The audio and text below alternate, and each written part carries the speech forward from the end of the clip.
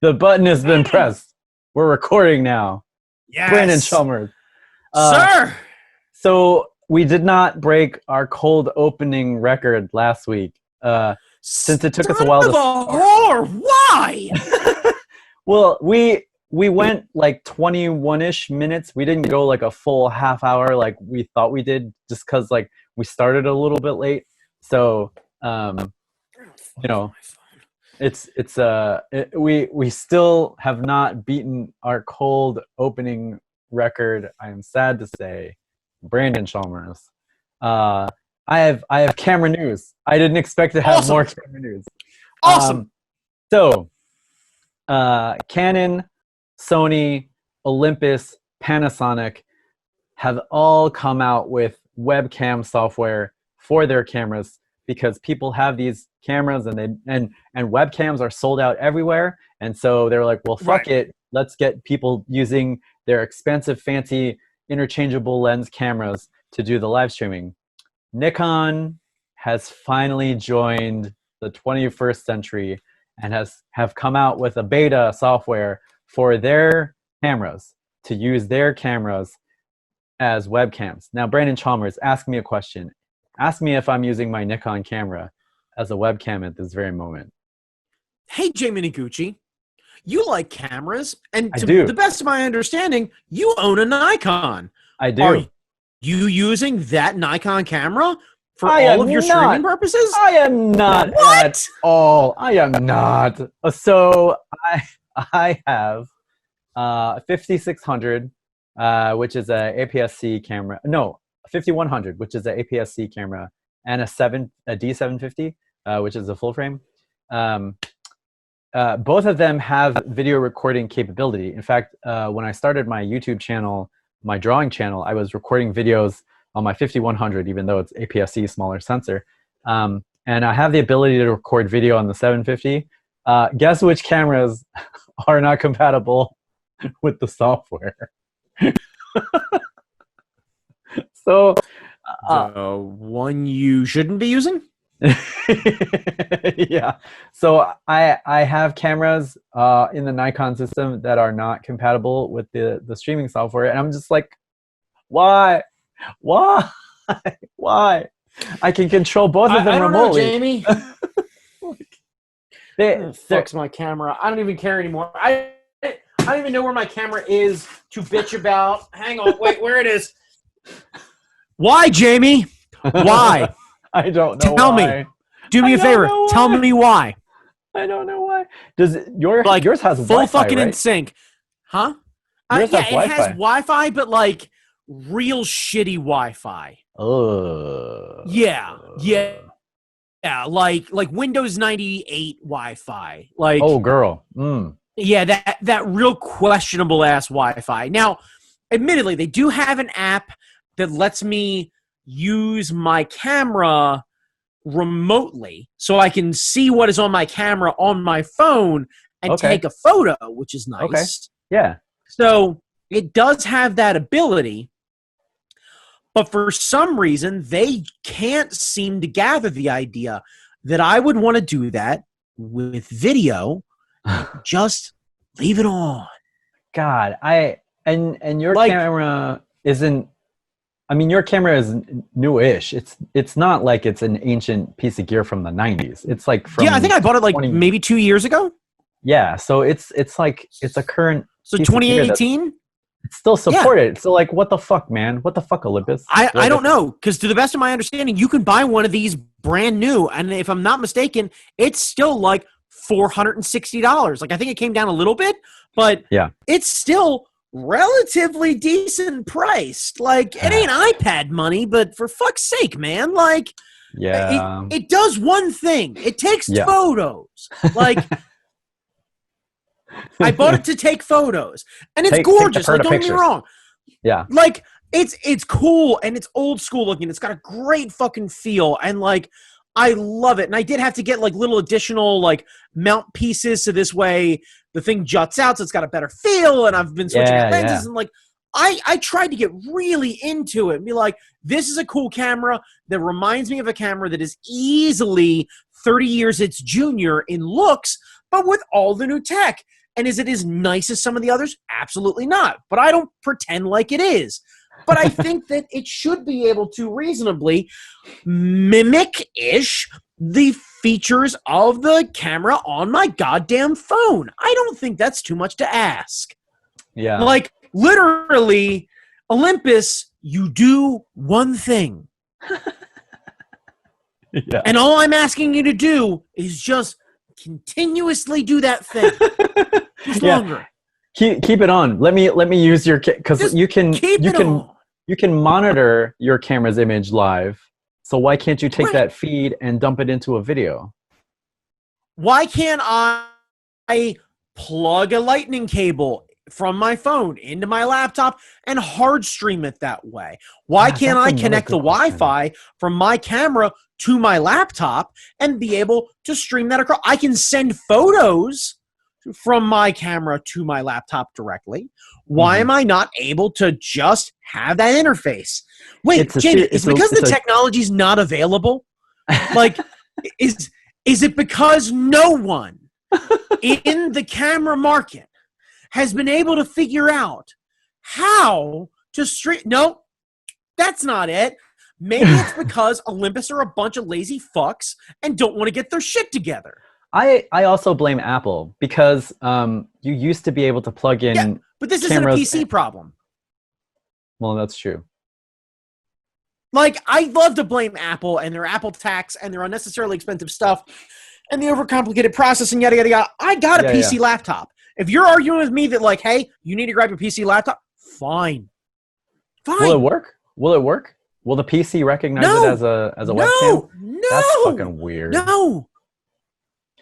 I don't understand. I don't understand. It should just fucking work. I used to. So I have a old ass like digital film. It's not a film camera, but it's like it used digital tape to record stuff. I don't know what you call that. It's the video camera. And I used to be able to plug directly into my laptop through FireWire and record directly into to QuickTime or directly into Adobe Premiere or Final Cut Pro, because it recognized the camera as a camera. And for some reason, like it recognized the video camera as a camera, but for some reason it won't recognize this thing as a camera. And that makes no fucking sense to me. Do you remember being a kid walking through the mall, right? And you walk past Radio Shack and you see the big shoulder mount jobby cameras and everything else like that? Yeah. And there was a simple set of cables that plugged into the side of the camera. Yeah. Went from there directly into a VCR and just showed the image. Yeah. So what you're telling me is somehow we've come through the age of the DVD, the laser disc, the HD DVD, the Blu-ray, multiple video game systems, the most powerful computing capability that we've ever had in the history of mankind, and I can't get this fucking overpriced hunk of metal to do the same thing a goddamn Sony Handycam can do? Are you kidding me? Yeah. Are you kidding me? Yeah. Oh, like, that's the other fucking bullshit. Like, I did have a small ass Handycam, and it can't be recognized as a webcam anymore. I don't understand what's going on. Somewhere along the line. I know what's going on with that. They want you to buy a new one. Right, but somewhere along the line, either the computer software shut off that thing, or the camera people shut off that connection, and none of the twain should meet. Even though people have been using DSLRs for film forever now, like I don't get it. I don't fucking get it. Well, no, I get it. Buy the new camera. Right. Yeah. Yeah. Because they're not fettered objects. It's not an old classic car. It's an appliance. It's a microwave. Sure. They don't view this any different than they do a microwave. It's not anything to be coveted anymore. It's not anything to be worked on or repaired or restored. It doesn't work that. Yeah, there's the difference in between Olympus and Leica. That's true. That's it. Although I don't think you can use Leica as a webcam. But goddamn, No, I don't either. Goddamn, would that be gorgeous? But that's the point, though, is there are people who are going to take a classic Leica and restore it. They're going to restore the lenses. They're going to take the time. They're going to repair it. They're going to hold it as an amazing piece of tech. And it's not going to be based on a financial obligation or lack thereof of available finances. It's going to be, this was a quality piece of equipment that someone spent a lot of time and love assembling, machining, putting together, and genuinely crafting so that you can go out and enjoy it as the highest quality, as the best of the best.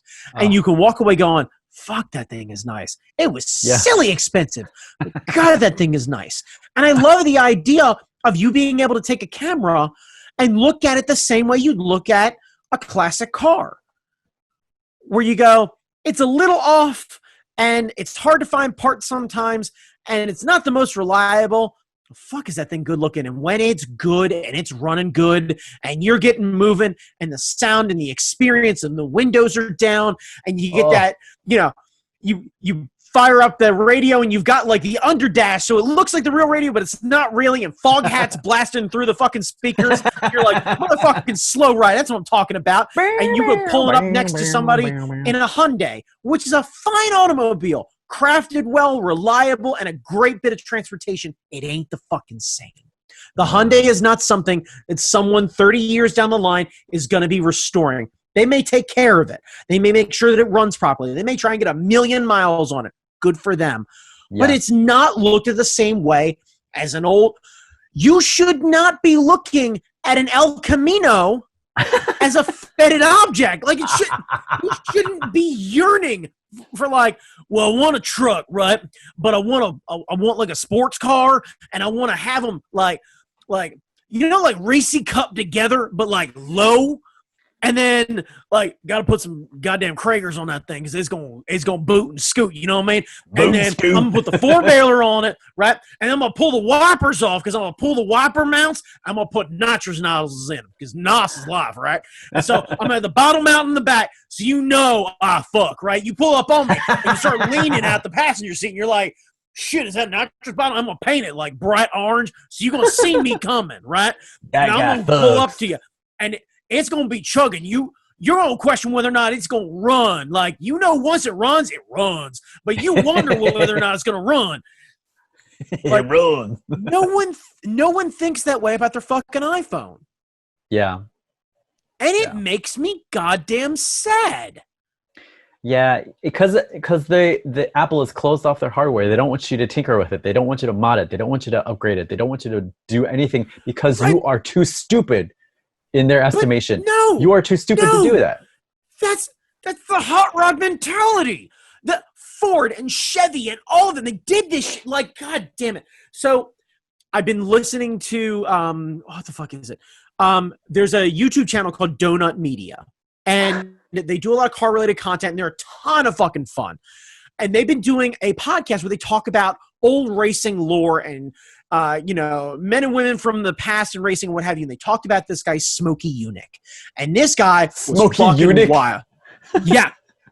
So the guy was a fighter bomber pilot or whatever it is, right?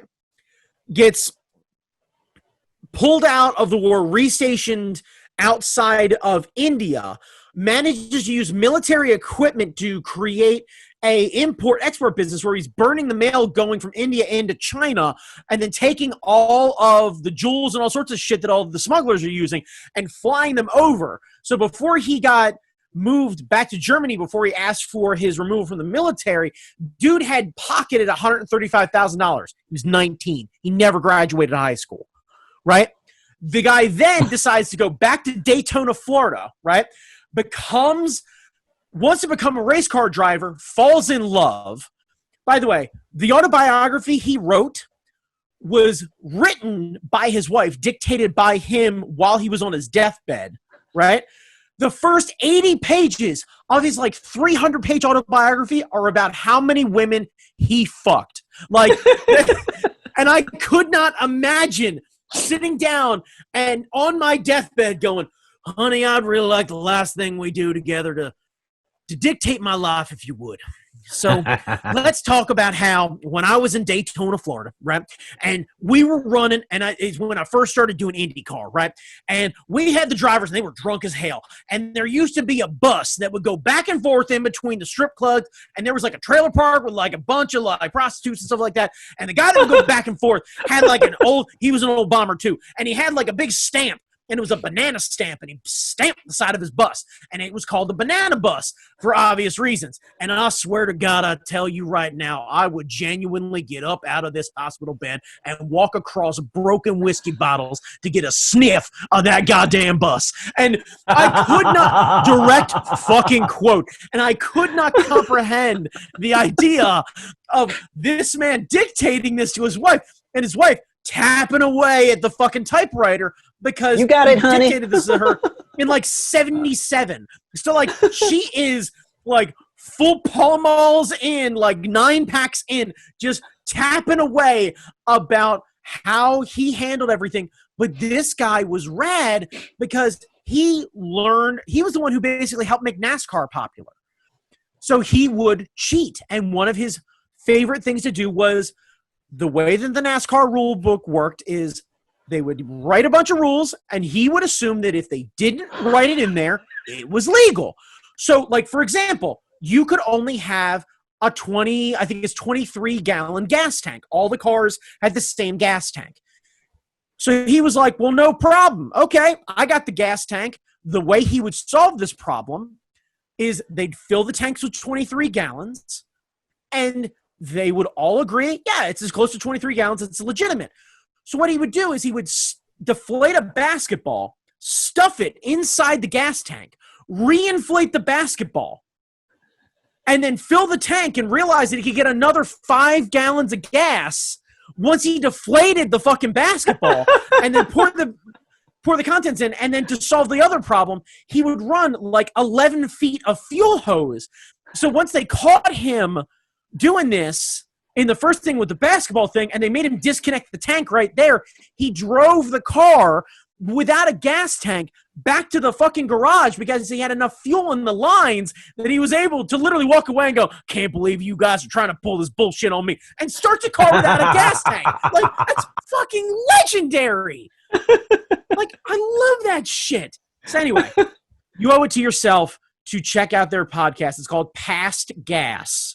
And That's it awesome. talks about the old argument of like, and I've talked about this before where they did the Ford versus Ferrari movie. They go into it at length and talk about it. They talk about Carroll Shelby. They talk about all of the first guy to break in, the first black guy to break into NASCAR and how he was treated and how he used guys like Smokey Yunick to also get his way around so that old redneck shitheads were losing to him.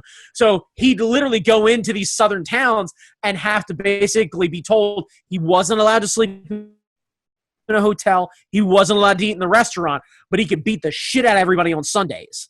So we get this nice little like dig of like, fine, I'm not good enough for you. You're not good enough for me. Chase. Yeah, that's awesome. Right. Well, yeah. Super good. Apple But does not anyway, want you to do that. Yeah. Apple doesn't want you Right, to and hot this rod is- their machines. Apple doesn't want you to hot rod their phones. If Apple Fuck made a you! camera, they Because- wouldn't want you to hot rod that shit at all. PCs don't give a shit. Where are the Smokey Unix of Apple? Like, where's the Smokey Linux? Where's the Smokey? I need the Smokey Linux. I need.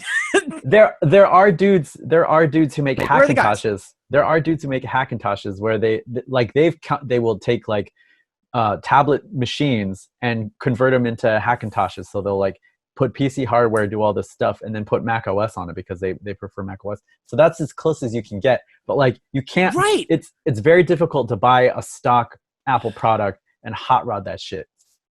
Like if you wanted to change the camera in your laptop, you couldn't do it. You couldn't do it because everything is like hardwired into the motherboard. So like you'd have to take everything out and then put it back together and hope that the motherboard still works. And 9 times out of 10, it won't. That makes me so sad. Because Like, they believe you are too stupid to do that shit. And they don't want you to break I it. don't think that's the case. I don't think that's the case at all.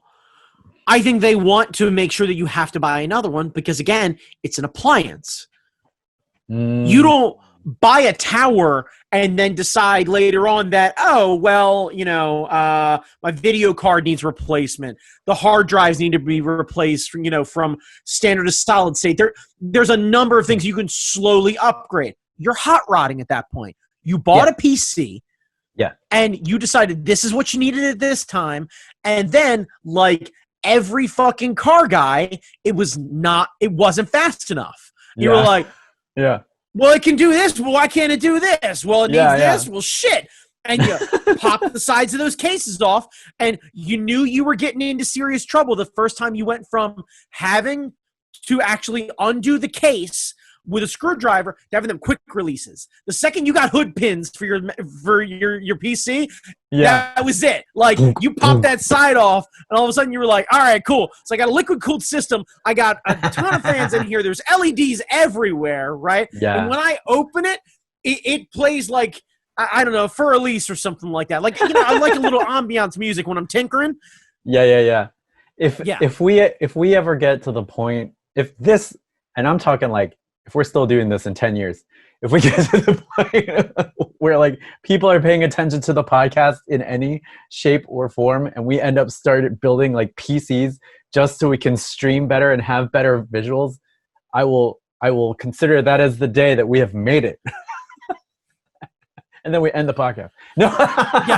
Yeah. Well, I've managed to raise enough money to build a PC to create the best streaming service I possibly can. Yeah. Fuck you all. It's been great. I wonder, like, there are a handful of podcasts that I listen to that actually broadcast on Twitch and shit, like the Destiny Community Podcast. All of those guys they're all streamers. Actually, one of the guys that you used to beat in SRL is one of their streamers. But they all have like kitted out rigs and stuff, and I'm like, man, we could do that if we had fuck you money. But we don't. If we had fuck you money. Also, the idea of guys who play a video game and do a podcast about playing a video game where all you do is find and upgrade loot, have really kitted out PC. Jamie, I don't understand why. It doesn't make any sense. It's not like they set the precedent of doing that sort of behavior before, right? Yeah. Like, yeah. Well, the only other camera thing I have is that Apple announced a new iMac. Do they still call them iMacs? The sure. I assume so. Whatever. I assume until they call it an iPad stand, it's still an iMac. They finally upgraded the potato camera. So the camera that you're using is the same iSight camera that has been in Mac computers since I got divorced in like when did I get divorced? Like 2011 or something, like 2012, like where the fuck? Sense.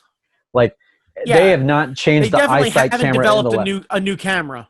Yeah, they haven't done shit with this camera. Like well, I'm pointing to my MacBook, but all of the MacBooks, the hot shit end MacBook, the low end MacBook, the MacBook with the touch bar that somehow doesn't have a theremin built in to the app, which is a fucking travesty. Like, if that thing, you know how all PCs ship with like Solitaire or Minesweeper? If that thing shipped with a theremin built in, you hit the F9 key and you go,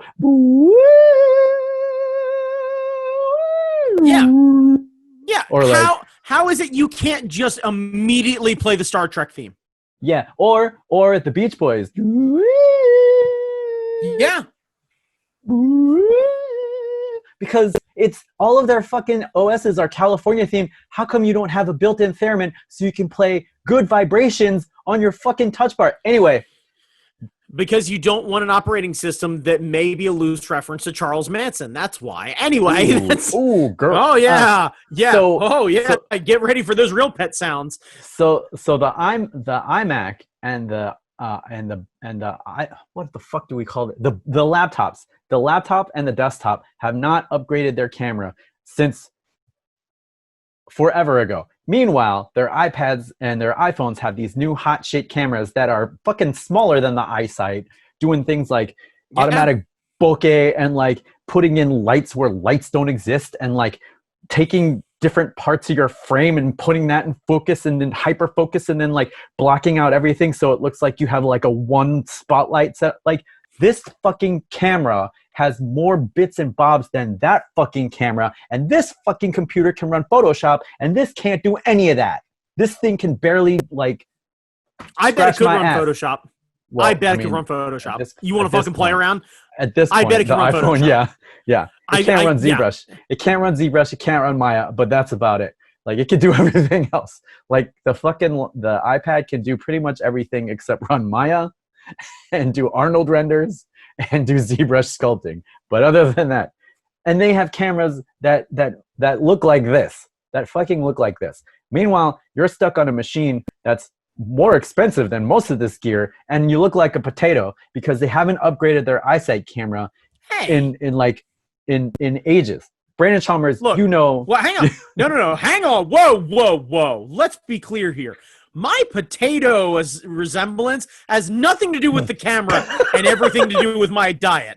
Like, Tim Apple is responsible for a lot of things, but the potato nature of my resemblance is not one of them, sir. I blame Tim Apple because you don't have a nice like f1.8 lens on you that's got that nice flattening effect and all that kind of shit. No, it's all. I blame Tim Apple. I blame him. I blame it all on the fucking Apple potato cam. It's all bullshit. It's all bullshit. I don't understand.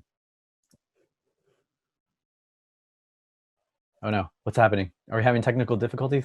Yeah, we're having technical difficulties. I cannot hear you at the moment. My Bluetooth headphones apparently died. So, which would you like to do? Would you like to vamp for a minute so that I can go find other ones, or what?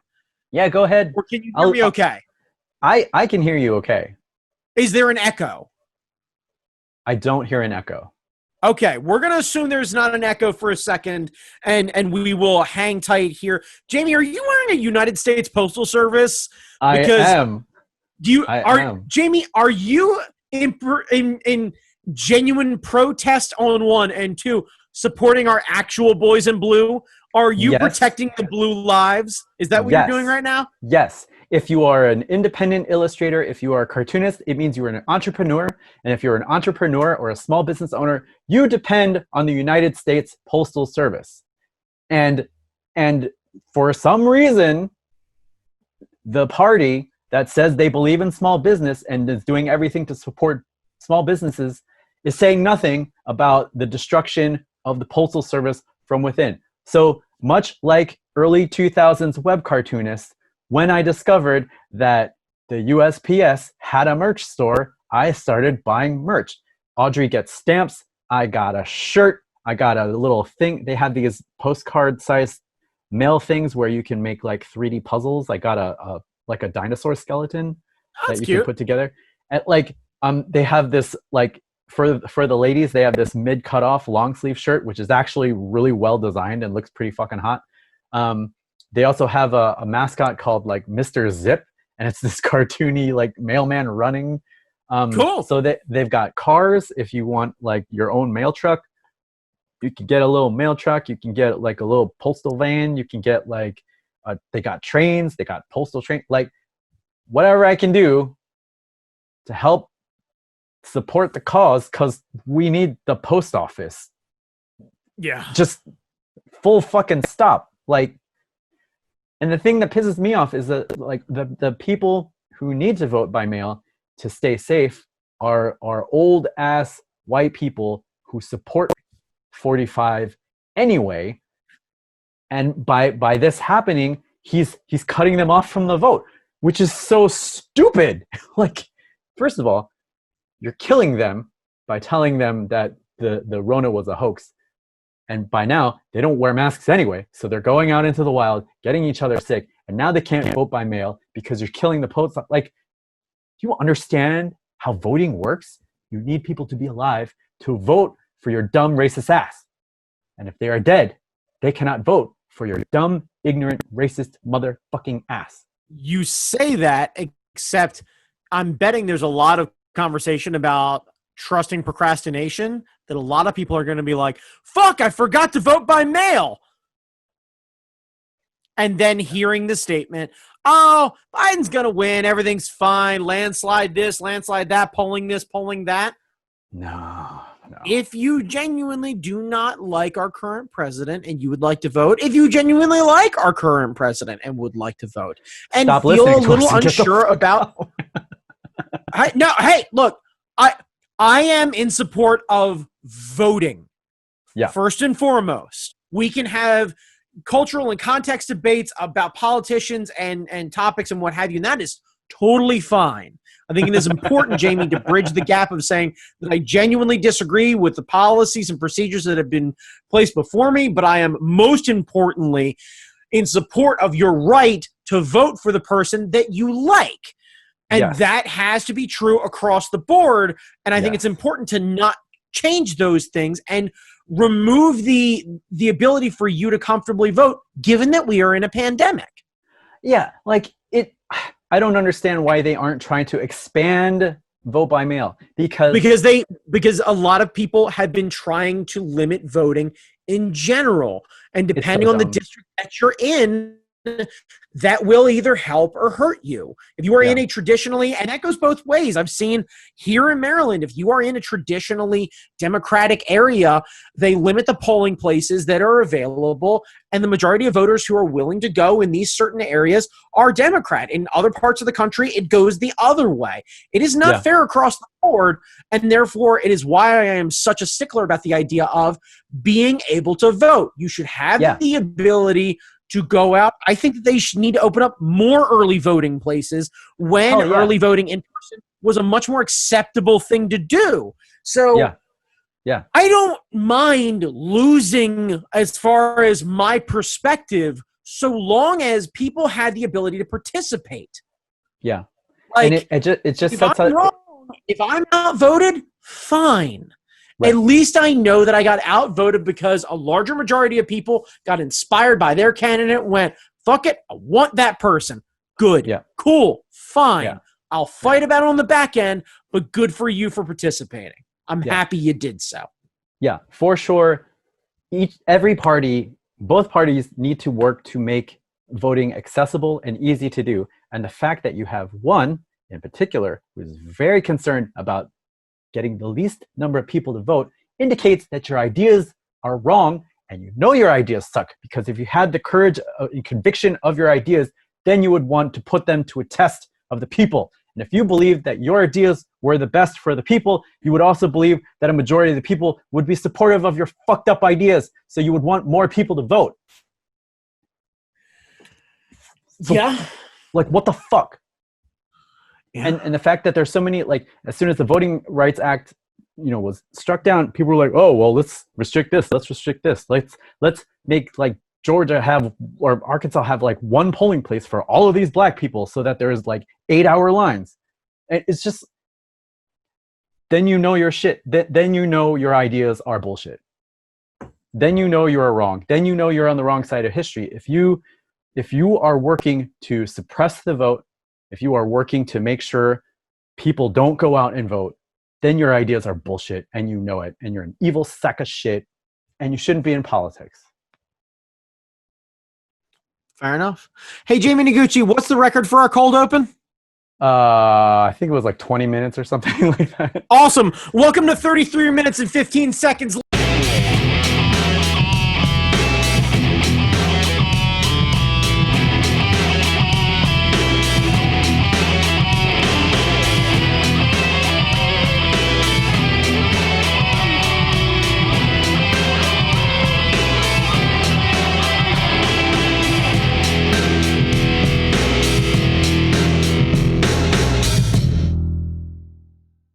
Ladies and gentlemen, welcome one and all to the fucking Do-It-Cast, part of the Hard Knock Media Podcasting Network. That means NOC as in Nerds of Color. Jamie Noguchi, hit him with the motherfucking website. The website is hardknockmedia.com. That's knock as in NOC, Nerds of Color. You can find many awesome and exciting podcasts on the network. A lot of them deal with culture. A lot of them deal with entertainment. A lot of them deal with representation. A lot of them deal with important topics of the day in culture and representation. And then you scroll down to us and we talk about cameras for like a half hour. Yes, we do. Yes, we do. Talk about cameras and old weird NASCAR guys and voting rights. That's what you're here for. That's running the gamut. Yeah. You know, Jamie, we really are kind of a podcast of the people. We hit all markets. In 33 minutes, we managed to cover camera talk, call out Steve Apple, talk about classic NASCAR, and really be in support of voter rights. And I challenge any other podcast to do the same thing in the same amount of time naturally. Good fucking luck stringing those things together. So every week, I try to find stories that are somewhat positive. We have breaking news. We're recording this on Tuesday. This afternoon, Papa Joe announced his running mate, Kamala Harris. Yes. This is exciting for a number of reasons. Kamala is Black and Asian and a woman, and will stomp the shit out of Mike Pence on October 7th when the two of them meet face to face, or however they're going to do it, for a debate. And I am here for all of that. Now, there are other aspects of Kamala's tenure in politics that are not quite great, especially in this era where police action is being heavily questioned. I want to try to take the wins as they come. So we will say hooray. We will say hooray for now. And we will bookmark our calendars for that debate because it's going to be fire. It's going to be fire. She's qualified. She's very qualified and very capable, and will do a fine job if she ends up having the ability to do so. I also disagree with some of the things and some of the policies that she has, but much like Joe Biden, when I was watching all of the Democratic primaries, I never hesitated about whether or not, if put in that position, would I vote for her? Yes, I would. So congratulations to her. I tip my cap and wish you the best of luck. That's awesome. I'm especially impressed because in that first debate, she bodied Biden. Like, she bodied him hard with that whole the busing question. She was just like, I'm gonna take it to the jugular. And then somehow, from that high note, her campaign just went. But like, coming out strong, bodying him in the debate. October 7th is going to be our October surprise. I hope that's the October surprise that we're getting. Kamala just destroying Pence. I hope that's it, and not some other weird bullshit that always happens. I'm unclear. I got to be honest with you. That, to me, feels like grandstanding at that point, because I don't know anyone who is on the fence at that point and goes, you know what's going to decide it for me? That vice presidential debate. The vice presidential debate, yeah.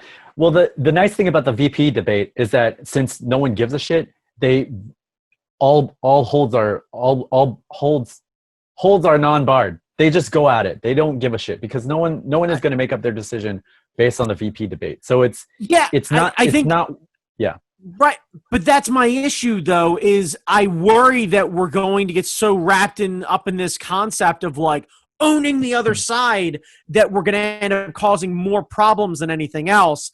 And I'm almost of the mindset that what we've been seeing recently is Joe not really doing a whole lot. And I got to be honest with you, it's working. Like, the smartest thing they can do right now is go, hey, so Kamala Harris is the vice presidential nominee. And she'll go, yep, see you at the debate. And just hang out and then fuck off. Hey, are you doing press or anything else like that? No, I don't want to necessarily put anyone at risk. If you have a question for me, I'm happy to answer it. But I'm not going to worry about doing any events. I'm not going to worry about press tour. Just hang out and be like, yep, still in support of Joe because Jesus Christ, we could do worse. Here we go. And like, fucking stay home. Stay home. Both of you. I beg of you, stay home because we're going to get fatigued. We've got months left. Yeah. Like, You want to pop up in October? Cool. Fine. Like, genuinely, let the vice presidential debate be the kickoff of their campaign. Because everyone else is going to be tired of hearing about it. But if Joe comes out, literally like, big stretch in a bend where Joe's like, all right, here we go. Sunglasses. Cool. All right. Do you see this lady? I'm still here. By the way, check out Barack. Things are still rad. Gonna turn this bad boy around. Somebody fire up the whirly bird. I'm gonna go hit a few dingers off a helicopter. All right. Uncle Joe walks off into the fog and you're like, fuck it. Yeah, like full on John Cena theme. No questions. No questions whatsoever. Like just right. Yeah, because everything else is empty platitudes. And until we know whether or not they can actually pass anything through Congress, fuck it. I'm just happy to have somebody who's not going to actively try and make us embarrassed. Like, cool. Whatever. Yeah. Fine. Like, genuinely, if he treated every single press conference like the quickest race to an episode of CSI Miami, I'd be the most excited person on the planet. Yeah. Like, just, hey, Joe, so what do you think of, I don't know, Medicare? And just be like, sure is a great social program. Makes me feel a little more anti-social. Yeah, I just full on fucking like, just, yeah. We literally hire the guy who wrote the one-liners for that show to just handle the full press conference. Yeah, yeah. And that's all it is. It's just literally his press conferences are a race to see who can get the best pun with a question, and then we fire up the Who, and he fucking disappears off into the fog. Like, yeah. Well, the thing I'm looking forward to is Kamala Harris doing something that I feel like the press has not done to this administration, and that is follow-up questions. Like, when they say some dumb shit, having a follow-up and hammering it and hammering it and hammering. Like that Axios interview, we find out that Trump's kryptonite is follow-up questions. Right. Follow-up questions. And they haven't done, the press has failed to do this. The press pool, when they do their thing and they ask him a question and they blow it off, the next person asking a question doesn't follow up. Let's say, like, hold on, sir, my colleague just asked you a simple question. Please answer. Like, they don't give a shit. And so what these debates will have is a small insight into these people, and they'll be able to ask follow questions. No, that's my hope. That's my hope. No. Here's the way I see it. We've learned that we cannot ask these people who we dislike personally, you and I, follow-up questions. But if I know that I can ask the other person follow-up questions, now the only person I'm going to go after is the one I can get information out of. So this guy is literally basically doing an old Simpsons thing with, like, Mark McGuire be like, hey, do you guys want to talk about extraterrestrials? Or you guys want to see me hit a couple of dingers? And everyone's like, dingers! And he just fucking balls a few off, and you're like, fuck, that was wild. I can't believe he talked about China that way. And for some reason, he chimed in about Melania's breasts. But here we are. Election. Hey, Kamala. Yeah? Hey, why don't we talk about... No, Alexa, shut the fuck up. You are not Kamala Harris. Stop it. Stop it. I can't answer that. Alexa's trying to get follow-up questions. Right, yeah, she's trying to get follow-up. Right, but, like, imagine being able to ask someone about the budget or about something that might actually require follow-up and being able to get it and have them be flustered and go, wait, okay, yeah, hang on. Wait, here's a list of questions. Right, but I think what it's going to end up doing is creating two sets of rules. One for competent Democrats on that ticket who are willing to actually speak and talk about facts and what have you, and people who immediately shout fake news and aren't willing to have a conversation. Yeah, I mean, it's already happened. That's been happening for these past 4 years. Like, Trump is right. The press treat him different. They treat him with fucking kid gloves. They don't follow up on any of his dumb bullshit statements. They like anytime they have spokespeople on, like the press secretaries, any of them, They don't follow up. They just let them speak dumb bullshit and go on to the next one. Right, but that's because he treats the press much like your cat treats this water bottle, right? Mittens, don't you push that bottle. Mittens, don't you push that bottle. Mittens, I swear to God, if you push that bottle, you're in trouble. Mittens, you're in trouble. And Mittens just stares at you, turns around, shows you his asterisk, and then walks the fuck away. Why? Because he's a cat. Why? Because he's the president. What the fuck are you going to do? What are you going to do? We take Mittens when he tries to eat our food. We put him in our bedroom and close the door. Right. We put his ass on timeout. Put the president in a timeout. You can put him on a timeout. You can. No, there's a legal rule about that, Jamie. You can't. You roll up a newspaper and you hit him. No. Bad 45. And I'd like to go on record as saying Jamie Noguchi did not mean that you roll up and strike the president. Secret Service. That is not what you heard. Just going to throw that out there. Not for any particular reason. Yeah. No, in this anecdotal version of Mars's president, definitely not the U.S. president, you cannot roll up a newspaper and treat him like a schnauzer who shit on the rug. You can't. It's not how it works. Yeah. It's just not. Clearly it's not. No, right. But that's really my concern is until follow-up questions and dissent and genuine instruction and facts and science, the love of everything holy, Jesus Christ, ironically, matters, it's two sets of rules. And until you're willing to do one of two things, challenge the press to ask them follow-up questions and do not answer and just say, I will not answer follow-up questions until you get the president to flat answer about what will happen when his payroll tax ends up rolling back Medicare and Medicaid and how are people going to get paid. Ask him specifically follow up about that question and about whether or not the core of his voters will be negatively affected by their take-home pay and what will happen to their children who will then not have it because of the payroll tax. Until you are willing to ask the president this multiple times until he answers it, I am unequivocally unwilling to answer any questions. So I'm going to stand up here and read Moby Dick because what I want to talk about is a big white whale that you can't seem to catch. So, I am Ahab, and just start down the... use your time to call me Ishmael. Just right out of the gate, and hey, so I'll see you tomorrow, and where we'll pick up with the third paragraph of Moby Dick. We can do this for a while. Hold the book up, and then walk away, because until you're willing to basically hold them hostage to have equal treatment and call them out on it, which to the best of my understanding, being a bit of a dick has been a real problem for politicians who side with the Democratic Party. This is an issue. Yeah. And again, if you disagree with me politically, I absolutely respect a genuine dissenting conversation with you about the points.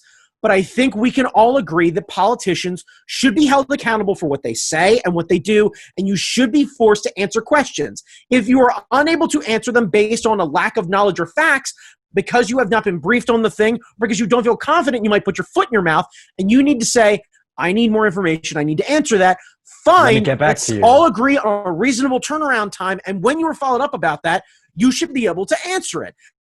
You don't get away with this at your own job. Your boss doesn't come to you and go, hey, Jamie, so heard you didn't end up getting that the deadline done for that design. And you pause a second and you go, fake news. I didn't get a design. What are we talking about? Exactly. Yeah. You would get fired immediately. You'd get away with it once. Right. Because you'd be like, I didn't get anything. And they'd be like, well, Jesus Christ, did he get anything? Go, I don't know what's going on with the email. I didn't get anything. But after the second time you try and pull that silliness, they'd be like, stop it, you're fired. Yeah. And they've been treating the administration with kitty gloves because it's like, oh, we need to maintain our access. We need to maintain our access. To fucking what? They haven't said anything factual or substantive or helpful in the past 4 years, and you haven't gotten it through your thick fucking skull that it hasn't going to change. It hasn't changed. That Axios interview was amazing because all the guy did was hand him pieces of paper and ask follow-up questions. And we all saw that there was nothing behind it. No, it wasn't amazing. Don't set the bar that fucking low. Don't you do that shit. That's what I'm talking about. It was basic. When we set the bar so low that doing what you're being paid for is amazing, that is a goddamn problem. Yeah, that's true. Like, if this guy knew more facts than the rest of this, if this guy had someone who he had as a reference, if this guy managed to surprise Trump, if this guy got Trump to get up and walk out mid-interview, if this guy managed to get arrested for the things that he said, that would be amazing. But following up with genuine facts and figures and holding a man who is blatantly lying to you about things accountable doesn't count. You are debating with your goddamn child. You are having the same conversation if you sat down and you said, Hazel, did you do your homework? And she goes, yeah, of course I did my homework. Why wouldn't I do my homework?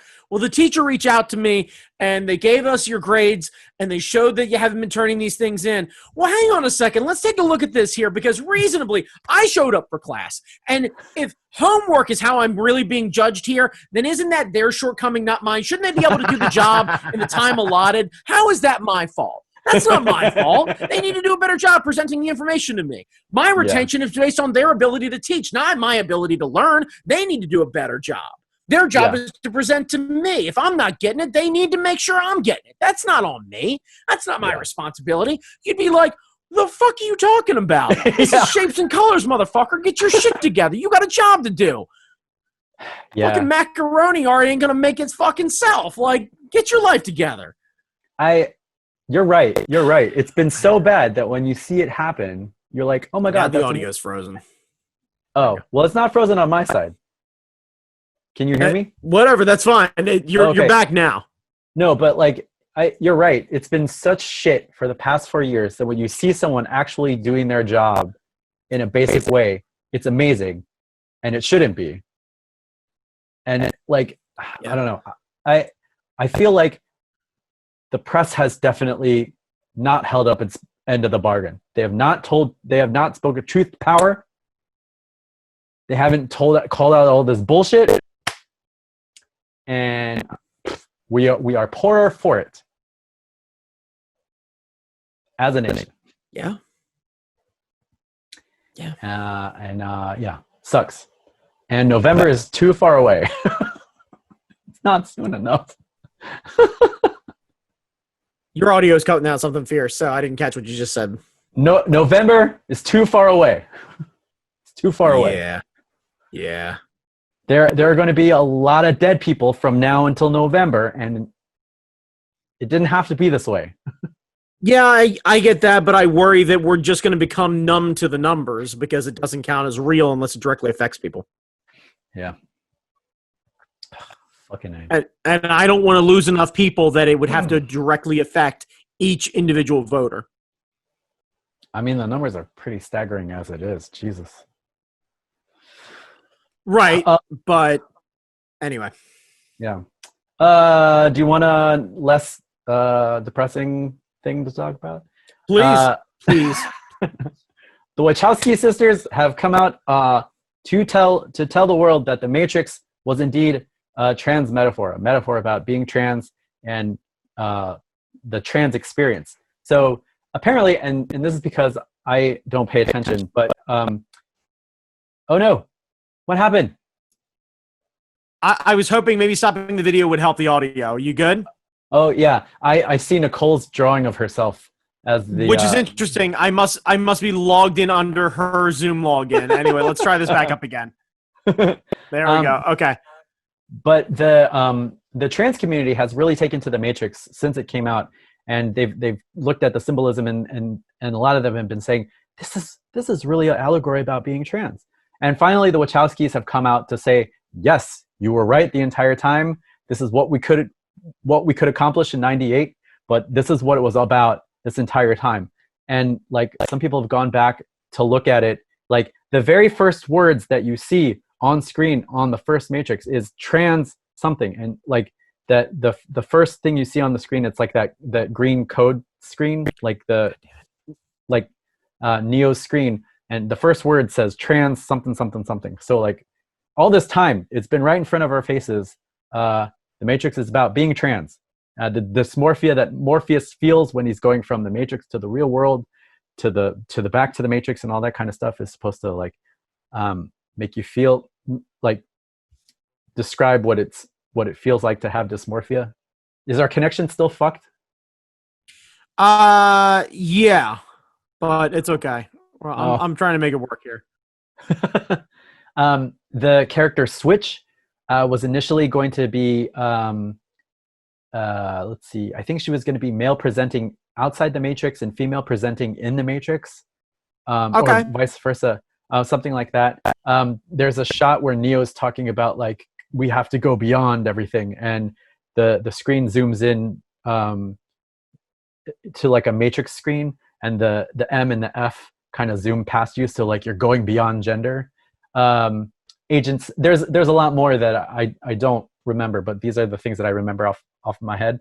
The fact that Agent Smith keeps referring to Mr. Anderson by his dead name, like, and emphasizes like Mr. Anderson instead of the name that he chooses for himself as Neo. Okay. That's another thing that the trans community picked up, and I was like, so I have to go back and watch them now. I did not like the second two, but in a new I was gonna context, say, does that mean the trilogy gets better somehow with more understanding, or is the first one still really good and the others are still really kind of weird? It might. I'm gonna have to find somebody that like an article that explains it all, and then go back and watch all three of them together to pick out all the different stuff. Because like to see it at that level, I think that's pretty cool. And for the trans community to have that validated by the two directors, I think that's also kind of awesome. So yeah, that makes sense because the Wachowskis are both trans, to the best of my understanding, correct? Yep. So that would make sense that they ended up taking one of their most famous movies and just kind of using it as a way to explain how they feel. Like that feels right to me. Yeah. So I thought that was a cool story. It was a little light in the darkness of the internet. You know what the great part is there are probably quite a lot of really sweaty nerds who are going to be really uncomfortable with their Neo cosplays quite a few years ago. Yeah. And I cannot wait to have people like me find that out and be like, hey, so you know how you really, really like Neo? Remember how Keanu Reeves in the Bullet Time was like the shit? He'd be like, "Do I ever is super awesome." And be like, so guess what? And he'd be like, no, this is impossible at all. And just watch them have a goddamn meltdown and then start talking about stormtroopers and strong female-led Star Wars characters and how the most recent movies were awful. And just, it's going to be a spiral of just really fragile male egos. And I'm going to need a lot of popcorn. A lot of popcorn. They're going to want their safe space where everything is made just for them. Oh, God. It's going to be like, beautiful. Beautiful. Genuinely my kingdom for someone who cosplays as Elsa, and anytime one of these fragile fucks is walking around with their neckbeards and the fedoras, they just walk up behind them and just start throwing snow, saying let it go, as they just try and come to grips, as somebody shows them photos of like Finn and Rey and Neo and just no, it's not for me anymore. It's not possible. No, be like, sorry, Snowflake, this is the best for you. You have to deal with possible. And just all of them basically end up shouting like Luke in Empire. Just, no, it's not possible. It's true. God, I love it. Oh, God damn it. Oh, that's the best. I love it, love it. Brandon Chalmers, upon what are you geeking this week? So I am geeking on something. There was something that went through the Art Fight Slack where they were talking about I think it was like a Kickstarter or GoFundMe or something like that for this really great notebook. And I'm a huge fan of notebooks. I love making notes and to-do lists and everything else like that. It is how I stay organized. And while I have been searching for employment and what have you, having notes at hand and basically getting up in the morning and forcing myself to be like, okay, here's my to-do list. Here are the things I need to get taken care of. Here are the people I need to follow up with, what have you. So this notebook was gorgeous. But it was also very large. But the premise of this notebook was that you would fold it out in front of your keyboard, and it was narrow enough and long enough that you could basically be able to make notes at the base of your keyboard, and it could kind of almost be like a wrist rest, and you could use it in turn like that. Now, here's the problem with that. They wanted, if you bought 3 of them, you got a discount of $1 a pad, and the pads were $19 a piece. How many pages? I think like 50. It ain't a whole lot. Yeah. Anyway, so I started looking at things, and my setup right now where I'm at, I use one of the old school Mac keyboards, the little stubby jobs, right? Mm-hmm. So, you know, my girlfriend uses the newer version of the smaller Apple keyboard. I don't need anything that big. So I started to look to see, like, okay, are there basically steno pads that use higher quality paper that use dots instead of lines or grids like a graph paper? So what I managed to find out is that Rhodia, who a lot of us have dealt with, who make really great products, make a steno pad that is an A5 size that laid out fits almost exactly to the size. So to give you an idea by comparison, here is the book and here is the keyboard. So you can get an idea of what it is. The other plus side is that it is double-sided, so you're able to utilize every page. And as someone who is left-handed, not having a margin makes it really great for making notes. The paper is super high quality, and I've managed to find them online for as low as $7 a pad. They make an orange one, which I'll order next, which is like $11 a pad because I'm really picky and I like orange stuff. But that's just me. But orange, right? But in turn, just this simple thing of being able to go, okay, cool. So, you know, here's my to-do list for the day, and just being able to go, okay, here's this. I can make quick sketches. I can make quick notes. I can make a flow chart. I can do quick notes from meetings. I can follow up on all these things. And I just date each one individually and just go through and be able to flip through them because I can use both sides of the page. I'm not wasting anything. And each page is perforated, so I can pull them out, archive them if I need to, what have you. And I don't have to worry about the quality. Like, so sounds great. I'm geeking out over a notebook, but that's awesome. It's the little things, man. Like, I'm telling you right now, if I've learned anything during this pandemic, especially being out of work like I was, is the little things matter. Like, do something for yourself. For the longest time, it was Field Notes books. I love these things. Field Notes is great. I'm a notebook junkie. Like, there are a couple things that I really geek out about: notebooks, backpacks, and sneakers. Pens I'm pretty good on, but I love the Fisher Space Pen.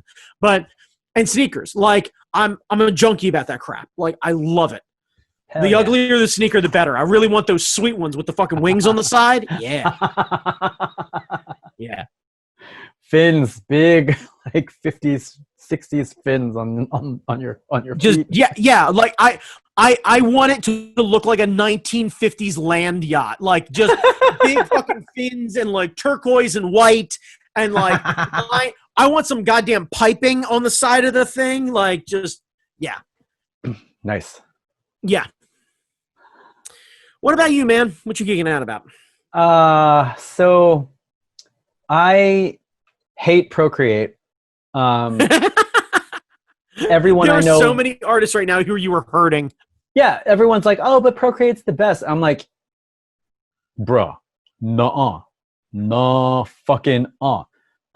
when you draw with it, it feels like you're drawing with weird loopy rubber band things. Like when you ink with Procreate, I'll ink a line and then the line will go bloop, and then it'll like lag, and it feels like I'm doing cross stitch when I'm inking in some respects. Interesting. Out of curiosity, do you have like a cover on, or like a layer on over top of your iPad? Yes. I've got everything that everyone says you should do, and it's okay. Fuck all of you. I've got Clip Studio on the iPad. I've got Sketchbook Pro on the iPad. I have Fresco on the iPad. I've got everything on the fucking iPad. Fuck you. I have it all. The one thing that Procreate does better than all of them is it records your strokes, and then you can now put that as a video. And like a process video. Yeah, process video. I use that for the video I did on like the business of comics. I did like the visual note taking thing. And so I did 24 frames or 24 images, exported that out as videos, and then timed it with the voiceover. So that was pretty useful. So Tokutember is coming up.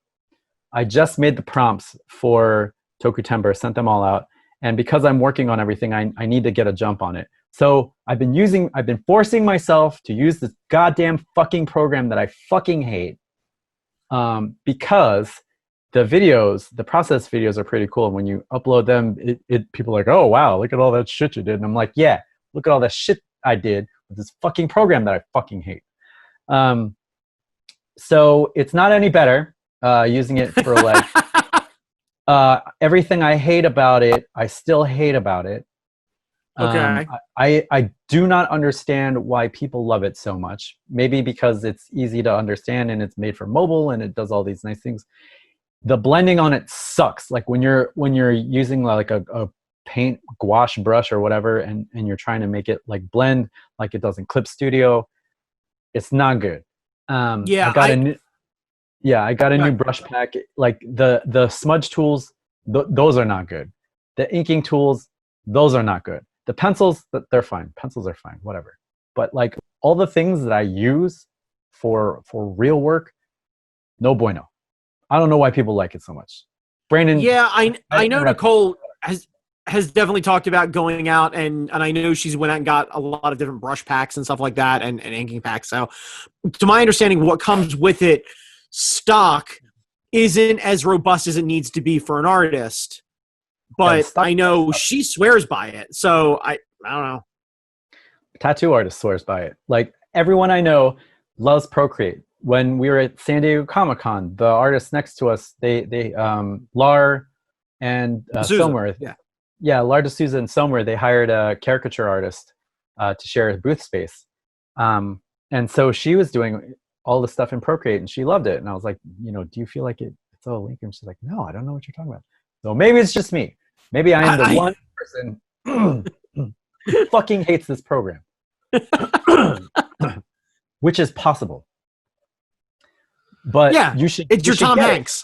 You should get it. It's cheap as shit. It's like $7. Why wouldn't you do it?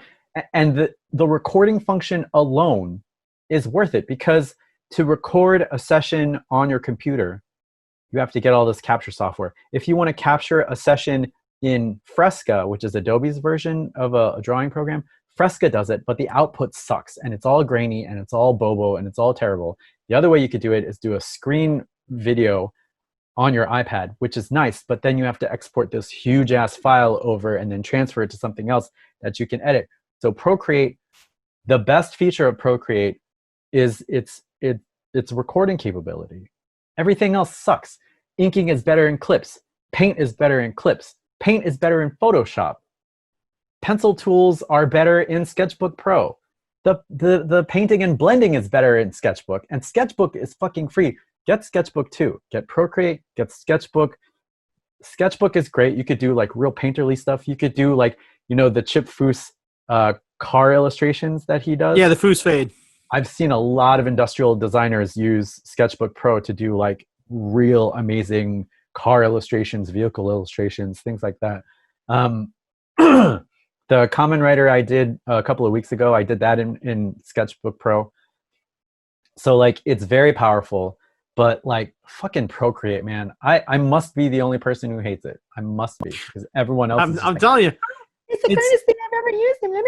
I'm like, it's your Tom Hanks of software. yeah, it fucking is. It fucking is. I wish I could tell you differently. I wish I could tell you that it was the best thing on the iPad. I wish I could tell you that if you want to do like real amazing stuff, that Procreate is the only thing you need. And it might be for you, but for me, it's like pulling teeth. I fucking hate it. I'm going to be using it for the entire month of Tokutember. I can tell you now, I will still hate it after. Maybe this new brush pack that I bought off of this guy for $20 will help. But I shouldn't have to I didn't buy a car. Procreate is not a car. I don't have to go out and gas up. Like, I buy a car, I know I have to put gas in it. I know I have to change the oil. I know I have to clean the thing. I buy a piece of software, I want it to work. Whoa, time out. How much do you pay a month for the Adobe package? I don't know. It's like $20 no, 25. I don't know. I have the teacher discount. That shit just works. But what I'm getting at is you are paying monthly for software that is far more annually than you would pay for Procreate. So the idea of you spending $7 on the app and $20 on brushes over 12 months, fuck off. Like, don't give me that shit. What I'm saying is, if I buy an art program outright, it should work. I shouldn't have to, like, I should be able to use the default bullshit in your program to do the work that I need to do. I shouldn't have to go out to outside vendors and beg them to design this thing. I shouldn't have to relearn how to do a thing just to make your piece of software work. If I'm working in clips, I don't have to relearn how to edit brushes in order to get the look I want. I can go into their default settings, grab this, use it. If I use clips, if I use Sketchbook, it's free. I don't have to go outside this program to get tools that I need to use. If I use Procreate, the default set fucking sucks. I have to go to like 15 different people, ask them 20,000 different questions to figure out how to make this work. And it's cheap as shit, so I don't mind, but this is not the way it's supposed to be. I should not have to relearn how to do things in order to use a piece of software. All right. That's as a professional artist, as someone who gets paid to do this for a living, like, if you get a guitar, unless it's in a different tuning, you can play the guitar. You don't need to like go to a guitar tech and have them teach you how to do a finger for like a E sus12 chord. You should fucking be able to pick up anything and just use it. And that's the way I look at all this software stuff. If I can't pick it up and just use it with the default set, fuck you. Now, if I want to go off beyond that and do very specific things and then pay for stuff, I have no problem with that. No problem whatsoever. But if I can't get the results out of your default pack, that gets in my way. And that's a blocker. And if for some reason everything exploded and Procreate was the only piece of software that I could use for a project, that's a huge blocker. It's a huge detriment. And it's very specific, and it's very specific for me. But my feeling is, if I'm paying for something outright, default stuff, I should just be able to use it. I should just be able to use it. Like, I should just be able to use it. And that is my rant. That is my rant for tonight. And I am the only person. I have yet to find anyone online who hates this program as much as I do. And I'm still using it, so fuck me. Who cares? Doesn't matter. Use whatever works.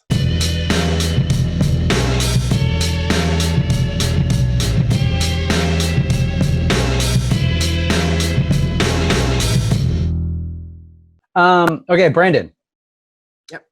Last week we mentioned that you were thinking about recasting the Avengers as the Muppets, or the Muppet Show as the Avengers. Something with Muppets and the Avengers. Okay. Yeah. Are we doing this on the fly? We're doing this on the fly. My question is, what are our parameters? Are we talking the movie Avengers? Which movie? Yeah, I think we have to be talking about MCU Avengers, right? Yes, okay.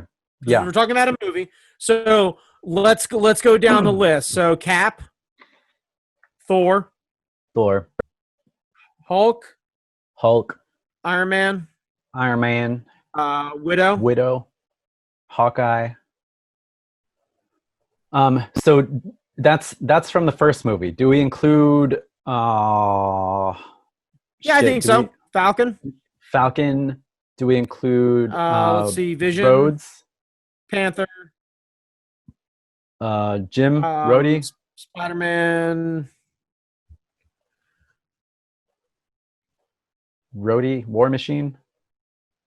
Yeah, we can do Machine. Why don't we do that? Because that covers basically the big airport fight, right? Am I missing somebody? Oh, Scarlet Witch. Scarlet Witch, right. And do we care about Quicksilver? Well, here's the barometer I'm taking is that big airport fight. We need okay. Ant-Man then. We need an Ant-Man. Yeah. Because I think Quicksilver was dead. Yeah, Quicksilver was dead by that point. Okay. So let's get into it right out of the gate. So I think this is pretty straightforward. So Muppets. Let's see. Muppets characters. So all I did was Google the Muppets characters just to show who we got, right? So let's cover a couple right out of the gate. I think without a question, Cap is Sam the Eagle. Yes. All right, cool. So, all right, got that out of the thing. Thor. I'm going through here. I think the best one, though, is a nice mix of, like, stoic and capable, looks great in a cape, and definitely from another land, Gonzo. Gonzo is Thor, yes. All right, cool. Hulk, fight me, it's Sweetums. Sweetums, yeah, I was hoping Sweetums would make the list here. All right, cool. So we got that out of the case. All right, Iron Man. I'm looking for somebody who's kind of the anti-hero, would definitely need a suit, likes to throw a lot of one-liners. I'm thinking Fozzie.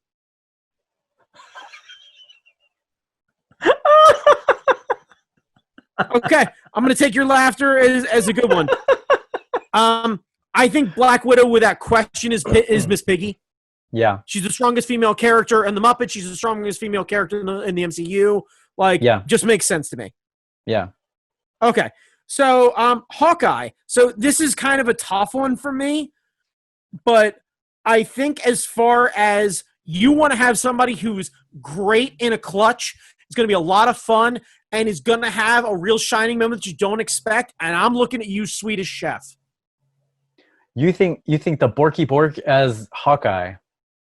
Imagine, if you will, right? The scene in Thor, the first one, right? Mm-hmm. Where Gonzo is in the rain trying to pull Mjolnir out, right? And you see, right, Hawkeye, you go, Herder. Right. That scene right there. Or him on top of, like, a building shooting aliens in Manhattan. Yeah. Or, God forbid, we got to do one more. Loki needs to be on this list. Oh, right. Yeah. So, but yeah, like, imagine, we get the, by the way, what is it? Peter Sarsgaard is still Peter Sarsgaard. So when Loki ends up kidnapping and brainwashing Peter Sarsgaard and the Swedish Chef. I'm here for it. It's perfect. I'm telling you right now. Like, I love it. I love it about this. I love that. So I'm gonna have to draw all these at some point. All right. Falcon. What are you thinking? Does Grover count as a Muppet, or that's Sesame Street? That's Sesame Street, but I would count all of the Sesame Street stuff, because there's a real question about whether or not Bert and Ernie make it in here. So the guys that I'm looking at who are still on the, like, Muppets cast list, we've got Kermit, but I'm looking at Kermit probably for Ant-Man. You wouldn't put Kermit as Cap? Because Kermit seems like the No, leader no. the leader type. No. I'm sorry. Kermit's too soft. He's a sweet guy. He's fun. He's lovable. He is not expected to be kind of the hero, and he's meant to be kind of a weird guy. And what I need Cap to be is stoic and steady and even keeled and a fish out of water in every scenario that he is. Yeah, that's true. I think Sam the Eagle is actually the best because when you look at most scenes, Cap is not really the star. He's the glue. Yeah. You know, when you're looking at Sweetums, by the way, Banner and Hulk, Sweetums literally just lightly painted green. Full on old school 70s style. Hey, guys. Right. How many PhDs? And by the way, and there's no conversation about it. It's literally like he starts to hook up and someone just runs up, hits him like Jack Black, just rattle cans him. And then he just goes, ha! I'm always angry. Right, yeah. Hey, guys. Just, right, yeah. And like they're in Manhattan and like the rest of the Avengers are going to do something. All you hear is, guys, wait up, don't leave me. And just him fucking running through Manhattan. Fucking God, that'd be great. Anyway, yeah. What I want is a slightly green 25-foot Sweetums. Like more than anything you cannot comprehend. Okay. So then the question is right. So we've got a couple characters here that Kermit could be. Now there's an argument to be had. So we've got a couple guys. By the way, something we missed is Soldier, Winter Soldier. Oh shit, right. Bucky. Now there's an argument to be had. We turn Kermit into Bucky. Oh, that would be dark. That would be interesting. I was thinking Animal for Winter Soldier. Just the idea of Sam the Eagle and Animal being best friends and us being able to have to go through this whole thing. So imagine after tiny action report. Yeah. Well, no, like imagine like Captain America: The First Avenger, right? Yeah. Sam the Eagle, way undersized, Animal walking up, right, going, Sam, woman, club, woman. Just okay, you sold me. I can do this all night. Soldier. Right. Oh, God damn it. Hello, Peggy. Okay, so so Falcon. So what we've got left, like we've got a couple guys. We've got Bunsen and Baker. We've got Scooter. I'm thinking Scooter for Vision. Yeah. Scooter for Vision. I like that.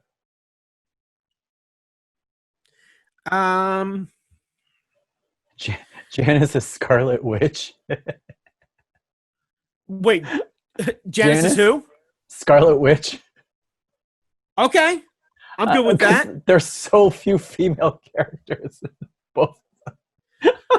Honestly, ironically, both Disney properties, both a lack of strong female characters. So Vision, what's going on? Hey man, chill. God damn it. Oh, that's so good. You remember me? So you will.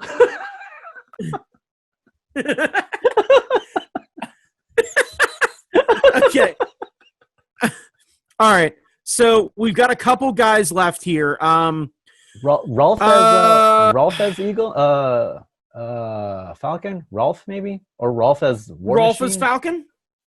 Rolf as Falcon? I think Rolf as Falcon is pretty good because that means that in the back of the car, we're going to end up having Falcon. We're going to have Rolf and Animal. An Animal. And then nodding at Sam like, Woman,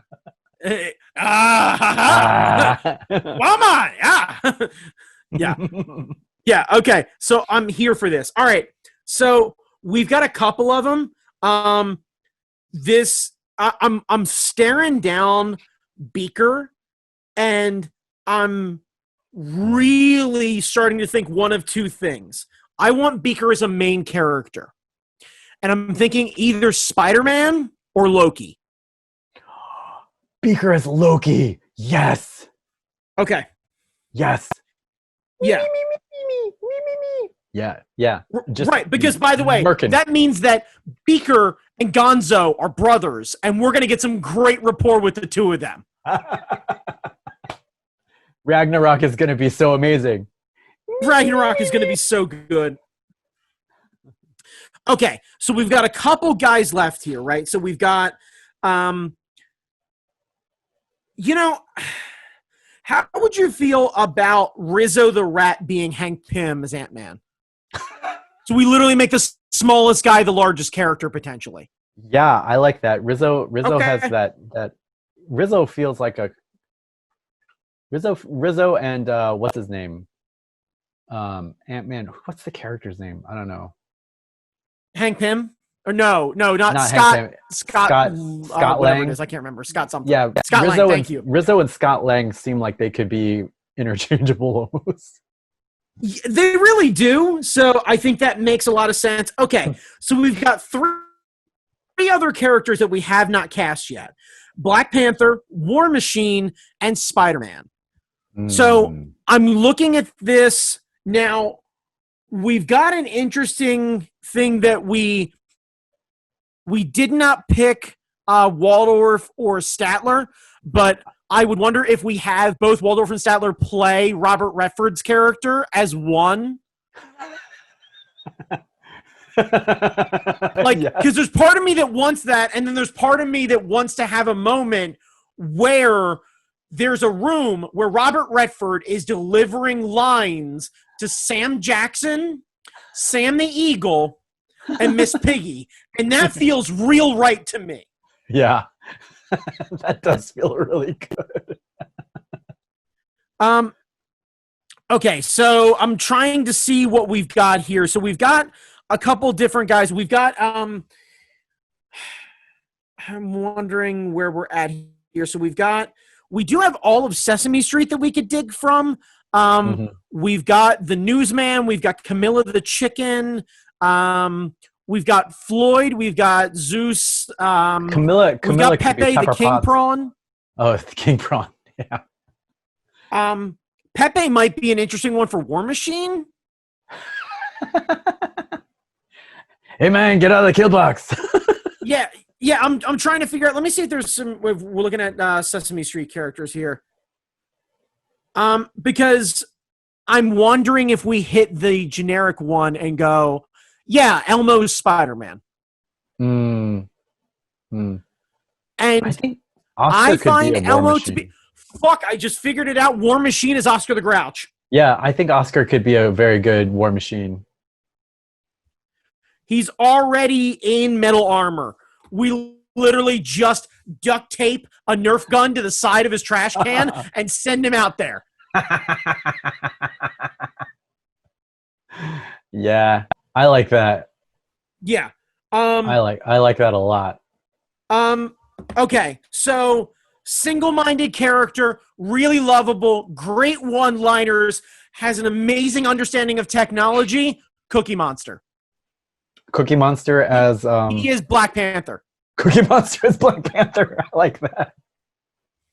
Could we do Prairie Dawn as Spider-Man? Because she's really tiny. She's always feels like a fish out of water. She has low self-esteem.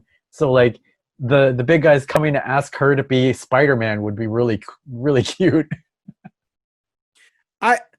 It is very cute. There is part of me that would either want to make Tully Spider-Man or go really wrong casting because the visual would be great of having Big Bird be Spider-Man. Yeah, that's the one. That's the one. Just Big Bird like web slinging through town. Like, because imagine Big Bird doing the superhero land on top of the car, but it looking really fucking dramatic. Yeah, and then Eagle saying, "Where are you from, kid?" I'm from Sesame Street. Right. Just hearing Fozzie go, Underoos, wow, and just seeing fucking Big Bird make his way down. Fucking great. Right. Yeah, it's perfect. Oh, we need a voice cast to do that scene now, that big battle. Okay, so to recap, here's where we're at. Captain America, played by Sam the Eagle. Thor, played by Gonzo. Hulk, played by Sweetums. Iron Man, played by Fozzie. Black Widow, played by Miss Piggy. Hawkeye, played by the Swedish Chef. Falcon, played by Rolf. Vision, played by Scooter. Black Panther, played by Cookie Monster. Spider-Man, played by Big Bird. War Machine, by Oscar the Grouch. Scarlet Witch, by Janet. Ant-Man, by Rizzo. Loki, played by Beaker. And finally, the Winter Soldier is Animal. Yes. Phase 6 is looking really good. Like, we make this Phase 6. We don't change another thing. We cast the rest of the movies exactly as they are. Yeah. We just let them all take a break. And frankly, like, I have to believe if you told Chris Evans, hey, we need you to sit back for a little bit. Sam's going to take a few scenes. He'd be like, all right, soldier, continue on. And would do him proud without question. God, that's going to be so good. Oh, we gotta figure out how to make this. We gotta get that deep fake technology where you input someone's voice so you can get them to say the lines. And like, I need Fozzie saying, I need that line. Underoos, just this, yeah. I need that. I genuinely, what I need is the scene in the back of the car when they're in the airport hangar and it's Falcon and Winter Soldier just like staring down. They're like, and you just see Rolf and Animal, and just the two of them. Like, you look back and you see them through the car going, Like, I want that so much. Like, I want that. I want Sweetums wandering his way through New York, still looking lost the whole time. Like, Jamie Noguchi, there would be a scene in Avengers Tower where Sweetums would grab Beaker by the foot, and the noise he would make as he crashed into the floor over and over again would only be described as a 3-year-old fired up on pixie sticks, hitting one of those squeaky hammers against the floor like there's no fucking tomorrow. Would genuinely pay double full price for that. Like, god damn. That's the movie that brings people back to the theaters. Yeah, that's it. That's how you reopen the theaters. That's how you reopen the theaters. Yeah. Recast. And Jamie, here's how we're gonna do it. The Muppets Take Asgard.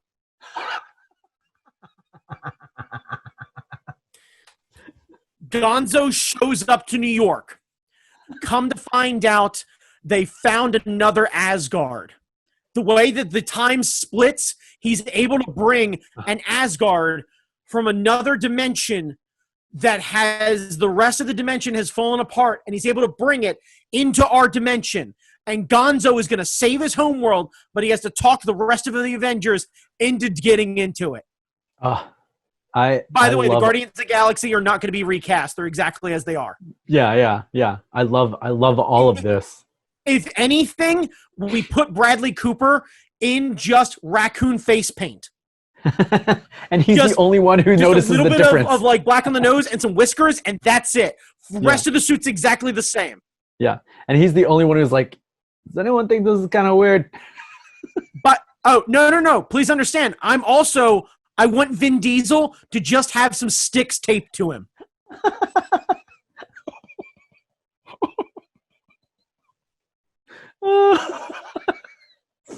Family. I mean Groot. Yeah.